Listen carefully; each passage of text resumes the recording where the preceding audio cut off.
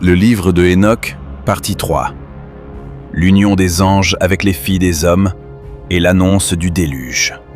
Lorsque les enfants des hommes se furent multipliés, il leur naquit en ces jours des filles belles et jolies. Et les anges, fils des cieux, les virent, et ils les désirèrent. Et ils se dirent entre eux, « Allons, choisissons-nous des femmes parmi les enfants des hommes, et engendrons-nous des enfants. » Alors Semyaza, leur chef, leur dit, « Je crains que vous ne vouliez peut-être pas, réellement, accomplir cette œuvre, et je serai, moi seul, responsable d'un grand péché. » Mais tous lui répondirent, « Faisons tous un serment, et promettons-nous tous les uns aux autres, avec anathème, de ne pas changer de dessein, mais d'exécuter réellement ce dessein. » Alors ils jurèrent tous ensemble, et s'engagèrent là-dessus les uns envers les autres, avec anathème. Or, ils étaient en tout 200, et ils descendirent sur Ardis, le sommet du mont Hermon, et ils l'appelèrent mont Hermon, parce que c'est sur lui qu'ils avaient juré, et s'étaient engagés les uns envers les autres, avec anathème. Et voici les noms de leurs chefs. Semyaza, leur prince, Arakib, Aramiel, Kokabiel, Tamiel, Ramiel, Daniel, Ézéchiel, Barakiel, Azaël, Armaros, Batariel, Ananiel, Zakilé, Samsapéel, Satariel, Touriel, Yoméal, Arazéal. Ce sont leurs chefs de dizaines. Ceux-ci et tous les autres avec eux prirent des femmes. Chacun en choisit une. Et ils commencèrent à aller vers elles et à avoir commerce avec elles. Et ils leur enseignèrent les charmes et les incantations. Et ils leur apprirent l'art de couper les racines et la science des arbres. Or, celles-ci conçurent et mirent au monde de grands géants, dont la hauteur était de 3000 coudées.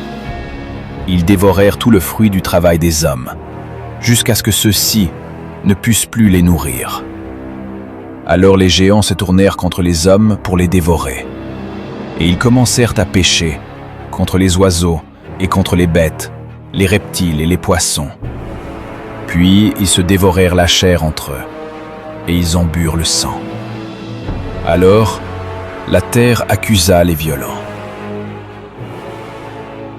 Et Azazel apprit aux hommes à fabriquer les épées et les glaives, le bouclier et la cuirasse de la poitrine. Et il leur montra les métaux, et l'art de les travailler, et les bracelets et les parures, et l'art de peindre le tour des yeux à l'antimoine et d'embellir les paupières, et les pierres les plus belles et les plus précieuses, et toutes les teintures de couleurs, et la révolution du monde. L'impiété fut grande et générale. Ils forniquèrent, et ils errèrent, et toutes leurs voies furent corrompues. Amisiras instruisit les enchanteurs et les coupeurs de racines. Armaros apprit à rompre les charmes. Barakiel instruisit les astrologues. Kokabiel enseigna les signes. Tamiel, la signification de l'aspect des étoiles, et Asdariel enseigna le cours de la lune. Et dans leur anéantissement, les hommes crièrent, et leur clameur monta au ciel. Alors Michaël, Uriel, Raphaël et Gabriel regardèrent du haut du ciel, et ils virent le sang répandu en abondance sur la terre, et toute l'injustice commise sur la terre. Et ils se dirent l'un à l'autre, « C'est la voix de leur cri que la terre désolée crie jusqu'aux portes du ciel. Maintenant, c'est à vous, saints du ciel, que se plaignent les âmes des hommes. Elles disent, « Portez notre cause devant le Très-Haut. » Et ils, les saints du ciel, disent au Seigneur des rois, « Tu es le Seigneur des seigneurs, le Dieu des dieux et le Roi des rois. Et le trône de ta gloire demeure à travers toutes les générations du monde. Et ton nom est saint et béni, et glorieux, pour toute l'éternité. Et il est béni et glorieux. C'est toi qui as tout fait, et en toi réside le pouvoir sur toute chose. Tout est découvert et à nu devant toi. Toi, tu vois tout, et il n'est rien qui puisse se dérober à toi.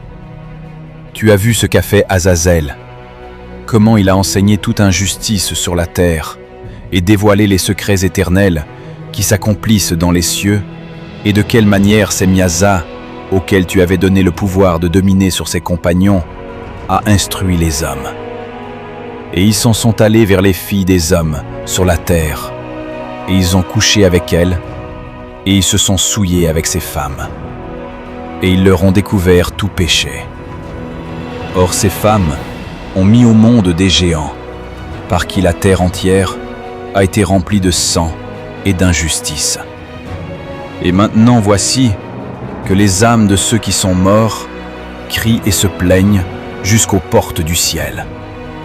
Et leur gémissement est monté, et il ne peut sortir devant l'injustice qui se commet sur la terre.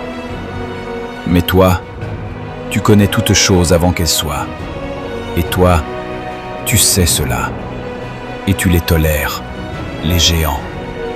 Et tu ne nous dis pas ce que nous devons leur faire pour cela. Alors le Très-Haut, le Grand et le Saint parla, et il envoya Azaralior au fils de Lamech. Va vers Noé, et dis-lui en mon nom, cache-toi, et révèle-lui la consommation qui vient, car la terre entière va périr. Une eau de déluge va venir sur toute la terre, et ce qui se trouve sur elle périra. Et maintenant, instruis-le, afin qu'il échappe et que sa postérité demeure pour toutes les générations. Le Seigneur dit encore à Raphaël, enchaîne Azazel, pieds et mains, et jette-le dans les ténèbres, et ouvre le désert qui est tendu d'Aël, et jette-le là. Jette sur lui des pierres raboteuses et tranchantes, couvre-le de ténèbres, et qu'il y reste éternellement. Couvre aussi sa face pour qu'il ne voie pas la lumière. Et au grand jour du jugement, qu'il soit jeté dans le brasier. Puis guéris la terre que les anges ont corrompue, et annonce la guérison de la terre, afin qu'ils guérissent leurs plaies, et que tous les enfants des hommes ne soient pas perdus par tout le mystère que les veilleurs ont appris et enseigné à leurs enfants. Toute la terre a été corrompue par la science de l'œuvre d'Azazel. Impute-toi donc tout péché. Et le Seigneur dit à Gabriel, va vers les bâtards et les réprouvés, et vers les fils de courtisanes, et fais disparaître les fils de courtisanes et les enfants des veilleurs d'entre les hommes. Chasse-les et renvoie-les. Ils se détruiront les uns les autres par le meurtre, car il n'y aura pas pour eux de longs jours. Et tout ce qu'ils te demanderont ne sera pas accordé à leur père en leur faveur, car ils espèrent, les enfants, vivre une vie éternelle, et que chacun d'eux, des enfants, vivra 500 ans. Et à Michaël le Seigneur dit, va, enchaîne Semyaza et ses compagnons, qui se sont unis aux femmes pour se souiller avec elles dans toute leur impureté. Et lorsque tous leurs enfants se seront égorgés, et lorsque eux-mêmes auront vu la destruction de leurs bien-aimés, enchaîne-les pour 70 générations sous les collines de la terre, jusqu'au jour de leur jugement et de leur consommation, jusqu'à ce que soit consommé le jugement éternel. En ces jours, on les emmènera dans l'abîme de feu, dans les tourments, et ils seront pour toujours enfermés dans la prison. Et si quelqu'un est condamné et périt, il sera désormais enchaîné avec eux jusqu'à la consommation des générations des générations. Détruis donc toutes les âmes voluptueuses et les enfants des veilleurs, car ils ont opprimé les hommes. Fais disparaître toute oppression de la face de la terre, que toute œuvre mauvaise cesse, que la plante de justice et de vérité apparaisse, et elle sera en bénédiction. Des œuvres de justice et de vérité seront plantées dans la joie pour toujours.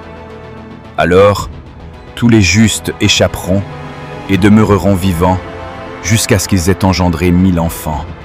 Et tous les jours de leur jeunesse et de leur vieillesse s'achèveront dans la paix. Et dans ces jours, la terre entière sera cultivée dans la justice, et elle sera entièrement plantée d'arbres et remplie de bénédictions. On plantera sur elle tous les arbres d'agrément. On y plantera des vignes, et la vigne qui y sera plantée donnera du vin à satiété. Et toute graine semée sur elle produira 1000 mesures pour une, et une mesure d'olive produira 10 pressoirs d'huile. Et toi, purifie la terre de toute oppression, de toute violence, de tout péché, de toute impie et de toute impureté qui s'accomplit sur la terre. Fais-les disparaître de la terre. Que tous les enfants des hommes deviennent justes, et que tous les peuples me vénèrent et me bénissent, et tous m'adoreront. Et la terre sera pure de toute corruption, de tout péché, de tout châtiment et de toute douleur. Et je n'enverrai plus ces fléaux sur la terre jusqu'aux générations des générations et jusqu'à l'éternité. Et dans ces jours, j'ouvrirai les trésors de bénédiction qui sont dans le ciel, pour les faire descendre sur la terre, sur les œuvres et le travail des enfants des hommes. Et la paix et la vérité seront unies tous les jours du monde et dans toutes les générations du monde.